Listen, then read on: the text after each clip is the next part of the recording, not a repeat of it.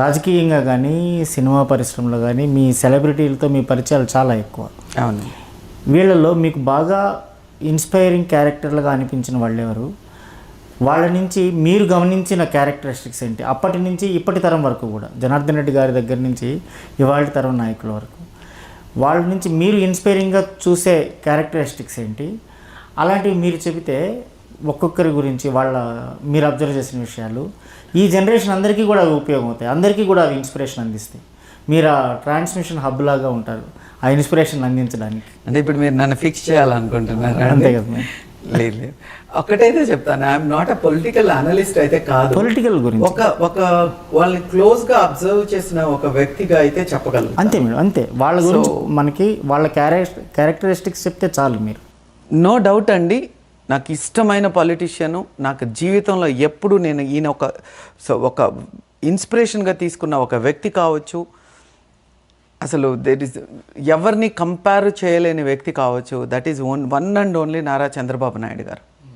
That is my personal opinion. Everybody has their own personal opinions. So నేను బాబు గారి fan అయినంత మాత్రాన నాకు వేరే వాళ్ళు నచ్చరని కాదు, లేదా వేరే వాళ్ళకి నేను అగేనిస్ట్ అని కూడా కాదు. It is my opinion.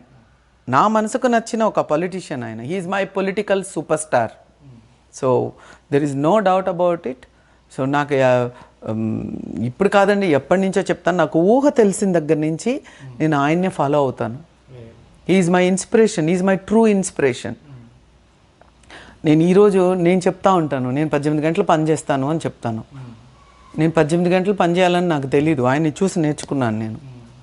అన్నీ ఉన్న ఒక వ్యక్తి అన్ని గంటలు పనిచేస్తున్నారంటే మనం ఎంత, after all wear small drop in the ocean, మనం ఎందుకు చేయకూడదు అని ఇది నేను తన దగ్గర నుంచి నేర్చుకున్నానండి.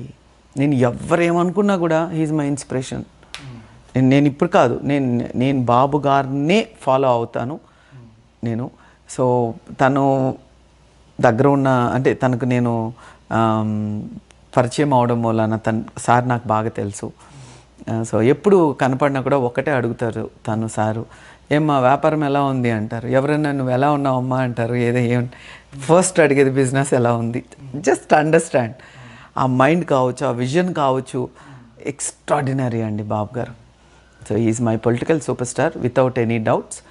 అండ్ నేను తన దగ్గర నుంచి, సార్ దగ్గర నుంచి చాలా నేర్చుకున్నాను. ఎలాంటివి? ఇంకా మాలాంటి వాళ్ళు హార్డ్ వర్క్.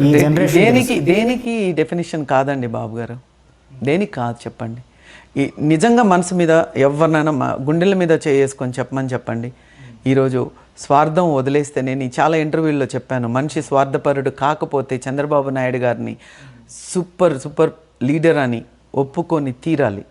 ఒక మంచి లీడర్ అని ఒప్పుకొని తీరాలి. ఒక యంగ్స్టర్ కావచ్చు, ఈరోజు మీరు ఏది తీసుకోండి, మీరు హైదరాబాద్ తీసుకోండి, మీరు ఏమైనా తీసుకోండి, it is just none other than Chandrababu sir.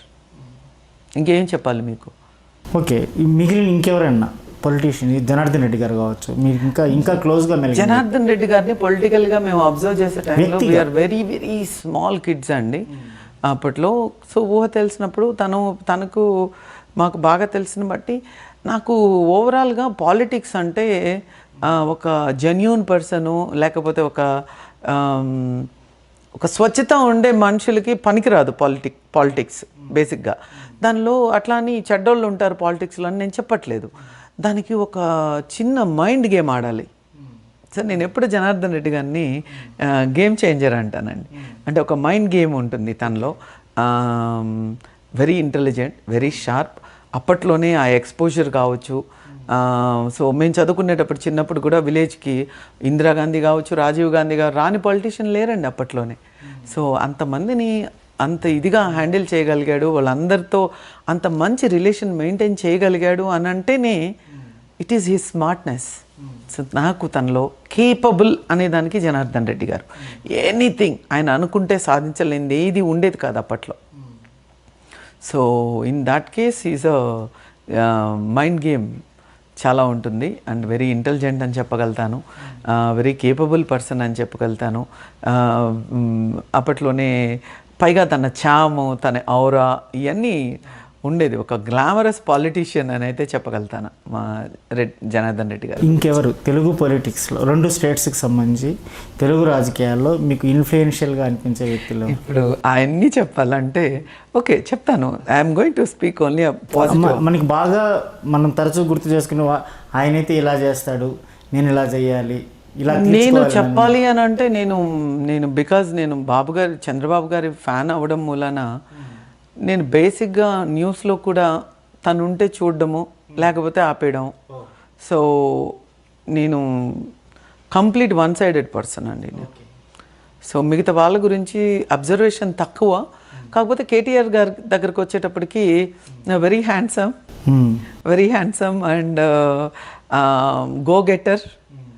అసలు తనకి ఇది కావాలంటే ఇది ఇలా తెచ్చేసుకుంటుంది. అండ్ మాట్లాడే విధానం కావచ్చు, వెరీ మెస్మరైజింగ్ పర్సన్ అండి తను పొలిటికల్గా తన ప్రామిసెస్ ఏం చేస్తారో దాన్ని ఎంతవరకు ఫుల్ఫిల్ చేస్తారో నాకు తెలియదు, కానీ బట్ ఒక పర్సనాలిటీగా మాత్రము ప్రతి ఒక్కరిని ఇన్ఫ్లుయెన్స్ చేయగలంత పర్సనాలిటీ అయితే కేటీఆర్ గారికి ఉంది. And all ladies fan following చాలా ఉంది కేటీఆర్ గారికి. ఎలాగైతే చంద్రబాబు గారికి మా ఆడవాళ్ళ అందరం ఫ్యాన్స్, అలాగే కేటీఆర్ గారికి ఒక గ్లామరస్ పాలిటీషియన్గా చాలామంది ఫ్యాన్స్ ఉన్నారు. సో కేటీఆర్ గారి గురించి అంతే చెప్పగలుగుతాం. ఇంకపోతే జగన్ గారి గురించి అందరికీ తెలిసిందే. అంటే తనకున్న అడ్వాంటేజెస్ చెప్తానండి. So because is an youngster, disadvantages అందరికీ తెలుసు, బట్ అడ్వాంటేజెస్ వరకు వచ్చేటప్పటికి ఈజ్ అన్ యంగ్స్టర్. రెండోది తనని చూస్తే అందరికీ తెలియని ఒక భయం కావచ్చు. అండ్ రెండోది తనలో నచ్చింది ఏంటంటే పట్టు వదలని విక్రమార్కుడు అంటారు కదండి. అంటే తను అనుకున్నది తను ఎలా సాధించాడు అనేది పక్కన పెడితే తను అనుకున్నది తను సాధించిన దాకా నిద్రపోలేదు కదండి. 10 years ఫైట్ చేశాడు. సో ఆ ఫైటింగ్ నేచర్ అంటే తనలో నాకు నచ్చుతుంది. అంటే అనుకున్నది సాధించే దాని వరకు నిద్రపోడు అనే ఒక లైన్ ఇవ్వచ్చు తనకి. పట్టు వదలని విక్రమార్కుడు. సో అది జగన్మోహన్ రెడ్డి గారు. సో ఇలా ఒక్కొక్కళ్ళు ఒక్కొక్కటి ఉందండి. లేకపోతే అంత గొప్ప వ్యక్తులు కాలేరు. కాకపోతే ఎవరు మంచి ఎవరు చెడు అనేది ప్రజలు తీసుకోవాల్సిన నిర్ణయం. నువ్వు రాక్షసుని చూస్ చేసుకుంటావా లేదా రాజుని చూస్ చేసుకుంటావా, ఎవరిని నువ్వు చూస్ చేసుకుంటావా, అది దట్ ఈస్ మనం బుర్ర పనిచేయాలి కరెక్ట్గా. రైట్ టైంలో రైట్ డెసిషన్ తీసుకోకపోతే మొత్తం రాజ్యం పాడైపోతుంది. So that is people's opinion. Democratic కంట్రీలో మనమే రాజులం. So whom you choose is people's opinion. So అక్కడ కానీ పొరపాటున మనము పప్పులో కాలేసామంటే గాన్ 5 years వెనక్కి వెళ్ళిపోతాం. సో ఇవన్నీ కూడా ప్రజలు తీసుకోవాల్సిన నిర్ణయం. Otherwise everybody has there one వాళ్ళ ఉంటుంది, చామ్ ఉంటుంది, ఒక కేపబిలిటీ నేచర్ ఉంటుంది. ఇంత లేకపోతే వాళ్ళు లీడర్స్ కాలేదు. ఆ లీడర్షిప్ క్వాలిటీ అనేది ఉందండి, అందరిలో కూడా ఉంది. కాకపోతే నేను ఒక సైడ్ ఫ్యాన్ కాబట్టి నేను ఎప్పుడు బాబు గారి గురించి నా ఒపీనియన్ అండి, నాకు ఇష్టం ఆయన, దాన్ని ఎవరు క్వశ్చన్ చేయలేరు. It's my wish. నాకు ఇష్టం అంటే నేను మీ ఇష్ట ప్రకారం నా ఇష్టాన్ని ఎందుకు మార్చుకోవాలి? సో నాకు నచ్చిన పొలిటీషియన్ చంద్రబాబు గారు కాబట్టి నేను తన గురించే ఎక్కువ అబ్జర్వ్ చేస్తాను, తన గురించే ఎక్కువ మాట్లాడతాను, నేను తననే ఫాలో అవుతాను.